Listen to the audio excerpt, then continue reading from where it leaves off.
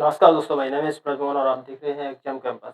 तो आज हम बात करेंगे लूनर एक्लिप्स, सोलर एक्लिप्स और जो हम लोगों को मिथ बना होता है बहुत सारी चीज़ें जैसे सुनते हैं घर में। कई लोग बोलते हैं कि बाहर मत जाइए या फिर खाना मत खाइए उस टाइम या फिर नहाइए मत। और बहुत सारे ऐसे मिथ्स हैं या फिर बहुत सारी ऐसी जो पुरानी चीज़ों को लोग मानते हैं और जो आज तक प्रथाएँ बनी हुई हैं, ऐसी चीज़ों को मानते हुए आते हैं। हमें पता नहीं होता कि एक्चुअली सही क्या है, साइंटिफिक क्या है एक्चुअली और सही चीज़ क्या है, किसे मानना चाहिए और किसे नहीं मानना चाहिए।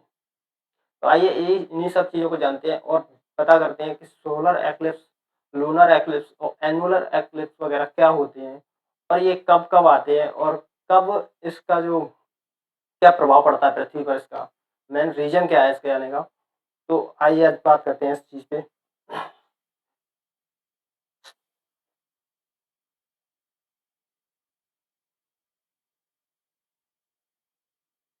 अभी हाल ही में जो 8 अप्रैल को टोटल जो सोलर एक्लिप्स था, जो सूर्य ग्रहण था, वो नॉर्थ अमेरिका में पड़ा था। नॉर्थ अमेरिका जहाँ मेक्सिको यूएसए और कनाडा इन 3 स्टेट में सबसे ज़्यादा था, बट वैसे 157 देशों में लगभग ऐसे देखा गया। और इसके लिए बहुत ही ज़्यादा मतलब लोग बहुत ही उत्सुक थे देखने के लिए और बहुत ज़्यादा जो बताया जा रहा है कि यूरोप में से जो अमेरिका लोग गए, बहुत ज़्यादा जो फ्लाइट वगैरह थी उसे भी बुक करने में बहुत प्रॉब्लम हुई लोगों को। तो ये इतना एकदम उत्सव जैसा क्यों है? ऐसा फेस्टिवल है कोई, इस तरह से लोगों ने ऐसे सेलिब्रेट किया। Path of totality where the moon completely observe sunlight, जहाँ पूरी तरह से मून जो है वो कंप्लीटली सन की लाइट को ब्लॉक कर देता है, यानी कि आने नहीं देता है पृथ्वी तक। तो यूनाइटेड स्टेट में देखा गया और कनाडा में और उसके बाद में मेक्सिको में सबसे ज़्यादा इसका देखा गया ये। अब इसे देखते हो आप, इसने पूरी तरह से ब्लॉक कर रखी है ये लाइट, सूरज की लाइट को पूरी तरह से ब्लॉक कर रखा है।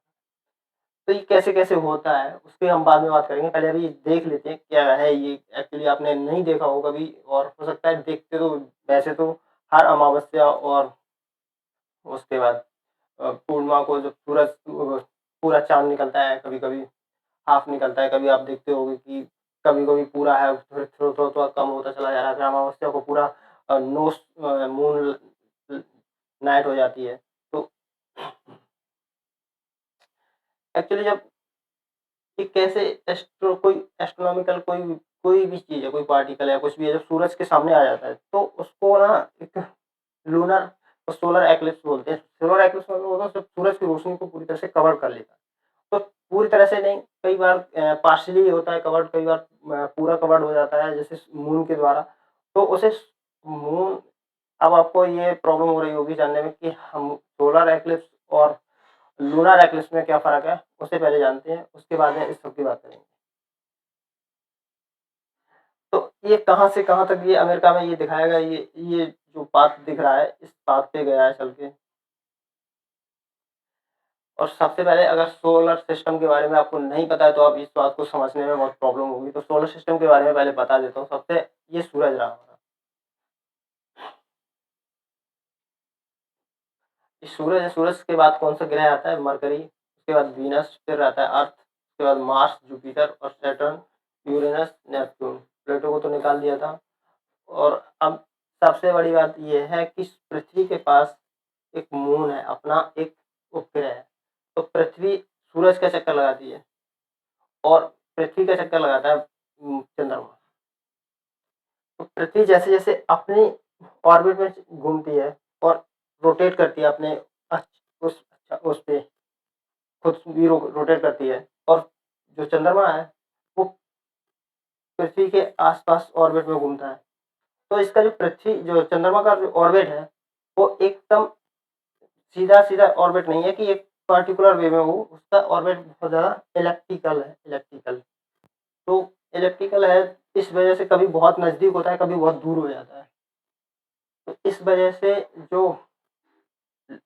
एनुलर एक्लिप्स बनता है, टोटल एक्लिप्स बनता है, इसी वजह से कम-ज़्यादा होता रहता है। तभी इसका नाम पार्शियली एक्लिप्स और इस तरह से इसे अलग-अलग नाम दिए गए हैं।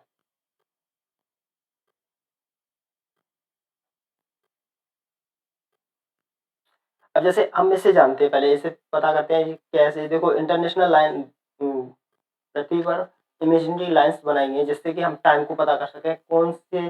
जैसे इंडिया है, इंडिया 5 घंटे पहले चलता है।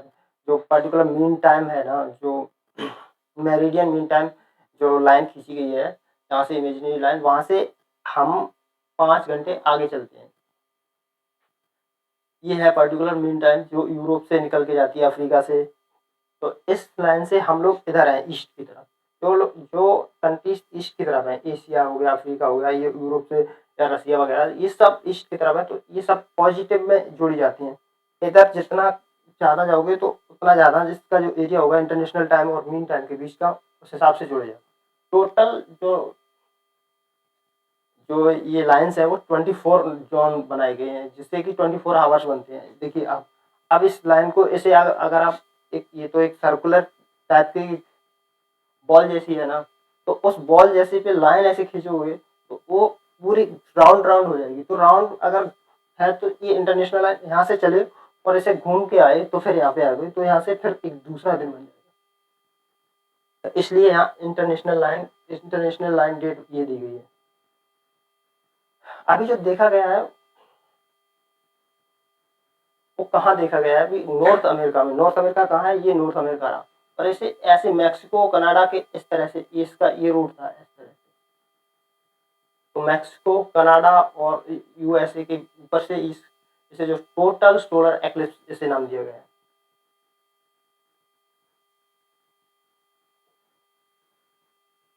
अब देखो लोनर लूनर और सोलर एक्लिप्स क्या होते हैं वो बताते हैं। सोलर एक्लिप्स क्या होता है, जब मून है ना वो पृथ्वी और सूरज के बीच में आ जाए तो उसे सोलर एक्लिप्स बोलते हैं।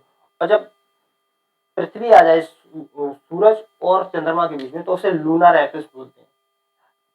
इसका जो फुल शैडो है इसे, अब ये आपको बताऊं,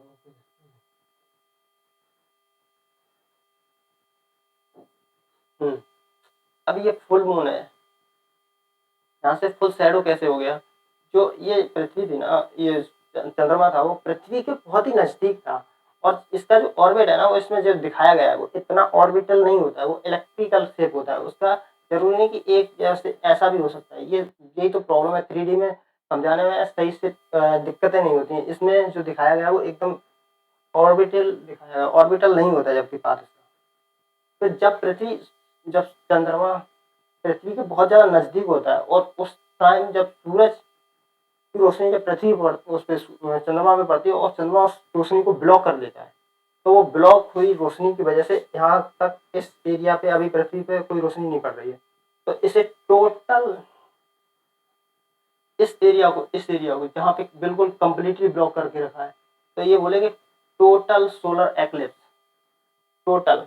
और ये जो पड़ रही है रोशनी बाहर जा रही है, ये हल्की हल्की, इसे बोलते हैं पार्शियली, जो शैडो बन रहा है पार्शियली एक्लिप्स होता है। अब यहाँ पे आते हैं लूनर एक्लिप्स क्या होता है। लूनर जब पृथ्वी चंद्रमा के बीच में आ जाएगी, चंद्रमा पे कोई रोशनी नहीं पड़ने देती, तो पृथ्वी जब बीच में आ गई तो अब उसने पूरी तरह से कंप्लीटली उसकी रोशनी को ब्लॉक कर दिया, सूरज की रोशनी को। आप सूरज की कोई भी आप इसे नहीं देख सकते हो। आप कभी जब अमावस्या आती है तो अमावस्या वाले टाइम पे पूरी तरह से पृथ्वी सूरज की रोशनी को रोक लेता है कंप्लीटली पृथ्वी। तो चंद्रमा पे कोई रोशनी नहीं पड़ती है क्योंकि चंद्रमा एक उपग्रह है और उपग्रह कभी भी अपनी खुद की लाइट से नहीं चलते हैं। और सूरज हाइड्रोजन रिएक्शन होता है, हाइड्रोजन हाइड्रोजन तो एक फ्यूजन होता है, तो फ्यूजन की वजह से हीलियम फ्यूजन होता है, तो उस वजह से उसकी खुद की एनर्जी है। और उसकी एनर्जी जैसे जितने भी स्टार्स हैं या फिर चंद्रमा है, ये सब स्टार्स में आते हैं। तो स्टार अपना खुद का रोशनी देता है। और जो क्या नाम, अगर आप कहो किसी प्लानेट को, तो वो अपना खुद का जो उपग्रह है या फिर जैसे कि स्टार है, तो स्टार अपना खुद का रोशनी होता है। और चंद्रमा जैसे चंद्रमा हो गया, पृथ्वी हो गया, जो ग्रह है और उपग्रह है इनकी कोई भी रोशनी नहीं होती, ये दूसरी की एनर्जी से उनके ऊपर रोशनी पड़ती है तो चमकते हैं।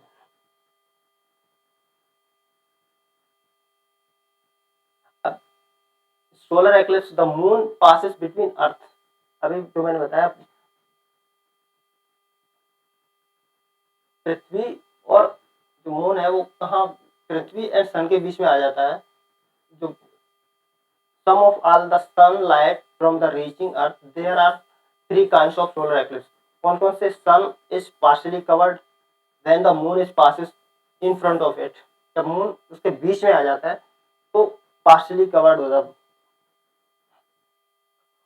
In total solar eclipse moon completely cover कर लेता है उसकी रोशनी को, सूरज की रोशनी को जब मून पूरी तरह से ब्लॉक कर लेता है तो उसे टोटल सोलर एक्लिप्स बोलते हैं. और एनुलर सोलर एक्लिप्स कब होता है?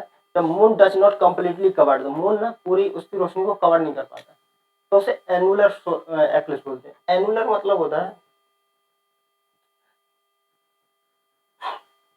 कभी कभी एनुलर को बोलते हैं रिंग ऑफ फायर, मतलब सूरज की रोशनी पूरी तरह से कवर नहीं हो पाती, उसके आसपास की जो एरिया है ना रिंग, तो उससे रोशनी बाहर निकलती रहती है, तो उसे बोलते हैं annular moon, annular solar eclipse.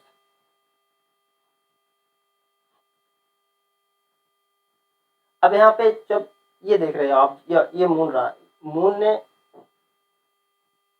कुछ इस एरिया में मून रहा, इसका जो पार्शली है यहाँ पे रोशनी जा रही है, बट इसने पर्टिकुलर ब्लॉक यहाँ पे कर रखा है, पूरी तरह से नहीं. तो जो ये एरिया है इसे और इसे जो पूरी तरह से ब्लॉक कर लेगा उसे बोलते हैं टुम्ब्रा. टुम्ब्रा इसके इसका इफेक्ट को बोलते हैं. और इसके बोलते हैं पेनुम्ब्रा. पेनुम्ब्रा मतलब होता है जब रोशनी थोड़ी बहुत पासेस हो रही हो, वहां से निकल रही हो, मतलब पूरी तरह से ब्लॉक ना हो, शैडो बन रही हो, तो उसे पेनुम्ब्रा बोलते हैं. पेनुम्ब्रा शैडो और उम्ब्रा शैडो.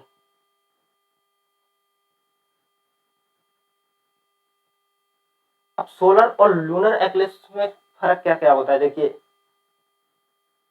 ये तो मैंने बता ही दिया कि सोलर में जो पार्टिकुलर जिस साइड पे रोशनी पड़ रही होगी पृथ्वी के या फिर चंद्रमा के, तो लूनर एक्लिप्स और सोलर एक्लिप्स ये तो पता ही लग गया, क्योंकि जब चंद्रमा होता है बीच में तो सोलर एक्लिप्स बोलते हैं, जब पृथ्वी होती है तो लूनर एक्लिप्स बोलते हैं, बीच में तो ब्लॉक कर लेती है सूर्य की लाइट को. अब three types of solar eclipse होते हैं, तीन तरह के सोलर एक्लिप्स होते हैं. तो पहले होता है टोटल एक्लिप्स. टोटल एक्लिप्स में क्या होता है? जब चंद्रमा पूरी तरह से ब्लॉक कर लेता है तो उस जगह को टोटल एक्लिप्स बोलते हैं. जैसे ये जब चंद्रमा बिल्कुल पृथ्वी के पास है, उसने कवर कर रखा है. पार्शली होता है जब हाँ हल्का सा कवर करके ऊपर से लाइट जा रही है, बट पूरी तरह से ब्लॉक नहीं कर रखा है, तो पार्शली एक्लिप्स हो गया. जब लाइट को पूरी तरह से ब्लॉक कर रखा है और कुछ शैडो इधर भी बन रही है, इधर भी बन रही है, और इसके ब्लॉक तो किया है, इसके आसपास से सूर्य रोशनी निकल रही है यहाँ से, तो वो रोशनी इसकी पृथ्वी के ऊपर पड़ रही है, तो उसे बोलते हैं एनुलर एक्लिप्स. ठीक है, आज के लिए इतना ही. आप पता तो लग ही गया क्या होता है सोलर एक्लिप्स और सोलर एक्लिप्स और लूनर एक्लिप्स. थैंक यू, देखने के लिए धन्यवाद यार.